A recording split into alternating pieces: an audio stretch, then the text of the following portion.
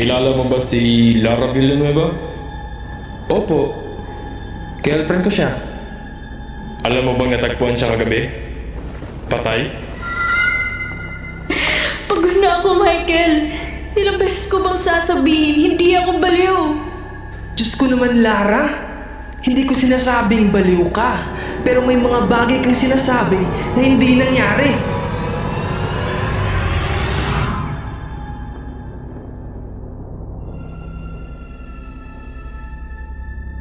Magandang gabi. Ako si Alex. At ako naman si Randy. Welcome sa Killer's Diary, isang podcast kung saan susubukan nating unawain ang mga kwento sa likod ng krimen at misteryo. Dito, hihimayin natin ang mga pangyayari, ang mga desisyon at ang mga motibong nagtulak sa kwento. Hindi upang humusga, kundi upang maunawaan ang totoong istorya. Kung mahilig ka sa psychological insights, sa mga kwentong hindi agad nakikita sa unang tingin at sa misteryo ng tao, nasa tamang lugar ka. Pero bago natin simulan ng storya, ang mga kwento sa podcast na ito ay base sa mga liham at mensaheng ipinadala ng aming mga tagapakinig. Mailang detalye na maaaring binago para sa mas maayos na daloy ng kwento at upang maprotektahan ang pagkakilanlan ng mga sangkot. Ang programang ito ay ginawa para sa layuning libangan lamang.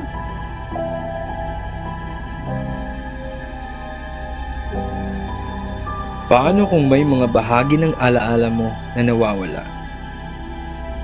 Kahit ganun pa man, ay ramdam mo pa rin ng bigat ng konsensya mo. Parang may krimen na nakabaon sa isip mo at hindi mo alam kung ikaw ba talaga ang may gawa. Itago niyo na lang ako sa pangalang Michael. 35, tubong Cebu at isang call center agent. Nais ko lamang ibahagi ang isa sa pinaka hindi ko makakalimutang pangyayari sa buhay ko.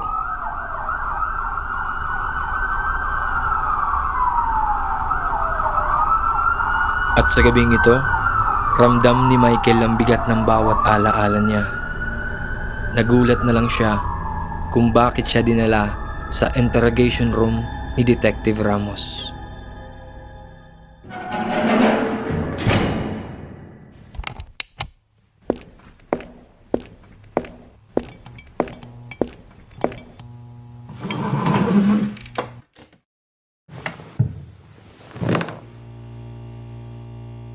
Ikaw ba si Michael Marquez? 35 years old, isang call center agent? Tama ba? Opo, Kilala mo ba si Lara Villanueva? opo, girlfriend ko siya. Alam mo bang natagpuan siya kagabi? Patay? Ano? Di yan totoo. Kagabi lang ay magkasama kami. May pinagawayan kami pero... Ayon sa mga kapitbahay, ikaw ang huling taong kasama niya. Sa sinabing iyon ni Detective Ramos, biglang natigilan si Michael at napatulala na para bang binuhusan ng malamig na tubig. Bumalik sa isip niya ang gabing iyon na huling magkasama sila ni Lara.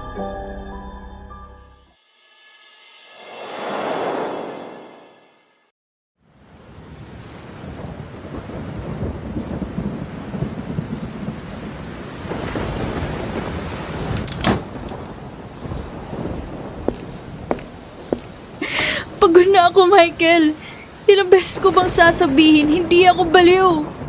Diyos ko naman, Lara. Hindi ko sinasabing baliw ka. Pero may mga bagay kang sinasabi na hindi nangyari. Like what? Yung lalaking sumusunod sa akin? Yung tawag na walang nagsasalita? Wala kang ebidensya. Meron. Hindi mo lang pinapansin.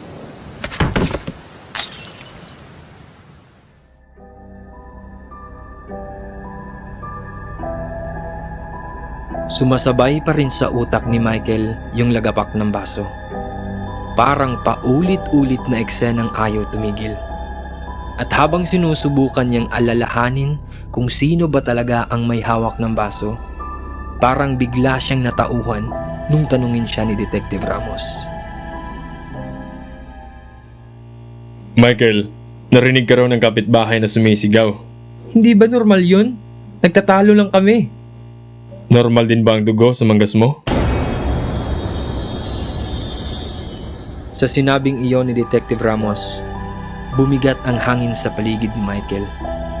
Ang mga alaala niya ay kumikilos na parang aninong nagpapalit-palit ng hugis. At iniwan siyang nagtatanong kung alin ba talaga ang nangyari at alin lang ang kwentong itinahi ng kanyang takot. Hindi pa man nakakabawi si Michael, may inabot na remote si Detective Ramos. At pinaharap siya sa monitor ng TV. Tignan mo muna to. Mahinahong sabi ng detective. At doon niya nakita ang balitang pilit na binubura ng isip niya.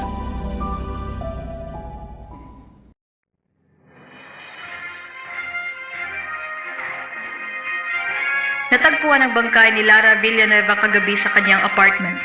Ayon sa pulisya, walang indikasyon ng forced entry at nakitaan ang biktima ng isang saksak sa dibdib.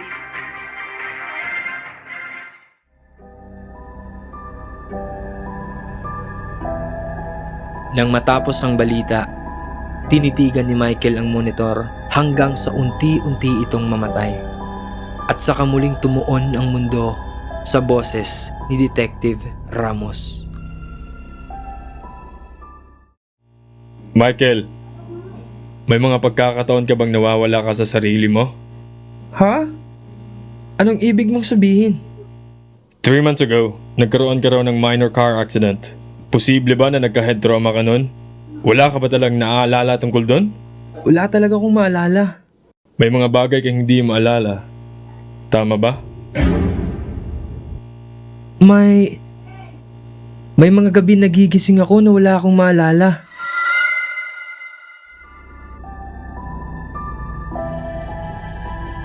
At sa bigat ng mga salitang binitiwan ni Michael, nagdilim ang paligid. Hindi dahil sa ilaw, kundi sa kanyang mga alaala. Parang unti-unting nabubuksan ang pintong matagal na niyang isinara. At ang gabing iyon ay muling bumalik sa loob ng isip niya.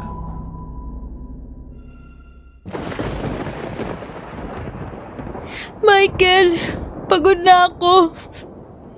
Hindi ko na kaya. Tulungan mo ako. Hindi kayang tapusin ni Lara ang sarili niyang buhay. Masyado siyang natatakot. Masyado siyang mahina. Kaya may isang pakiusap na hindi kayang tanggihan ni Michael.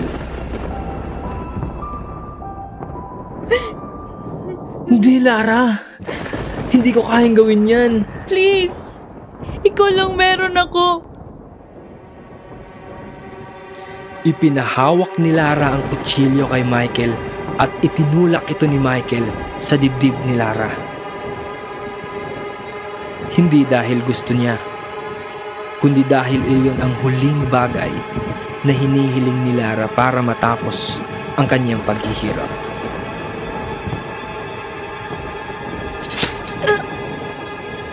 Salamat, Michael. At habang binabalikan ni Michael ang mga pangyayari sa kanyang isip, ay bigla siyang napabalik sa realidad sa bigat ng tanong ni Detective Ramos. Michael, ano nga ba talagang nangyari kagabi?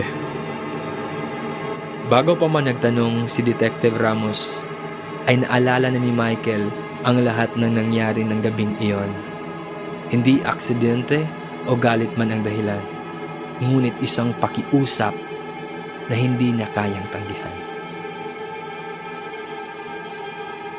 Naalala ko na po lahat. Araw-araw siyang natatakot sa taong hindi naman talaga umiiral. Wala talagang lalaking sumusunod sa kanya. Akala niya meron. Pero sa isip lang pala niya yun. Gusto na niyang matapos ang lahat. Hindi na niya kayang panggagambala ng isang lalaking sumusunod sa kanya. Tinulungan ko lang siyang tapusin ang sakit na hindi niya kayang tapusin mag-isa. Gustuhin ko man pigilan siya, nangingibabaw pa rin ang pagmamahal ko. Hindi ko kayang tignan siyang nagdurusa. Kahit anong paliwanag mo, hindi pa rin ito magbabago ang katotohanan. May isang taong nawala dahil sa'yo. Alam ko. Minsan, hindi halimaw ang pumatay. Minsan, taong nagmahal lang na sinunod ang huling hiling ng taong matagal nang naghahanap ng wakas sa kanyang paghihirap.